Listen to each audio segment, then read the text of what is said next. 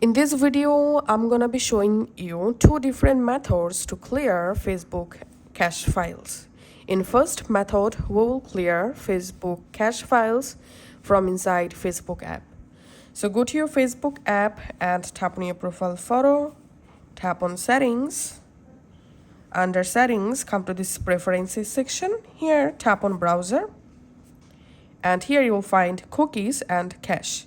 Tap on clear next to cookies and cache.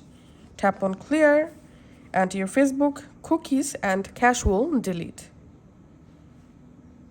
Now let's see the second method. Go to your app library. From your app library, find out the Facebook app. Long press on Facebook app. Tap this info button. In here, tap on storage. And now tap on clear cache. And your Facebook app cache will delete. So that's how you can actually do it. Thanks for watching.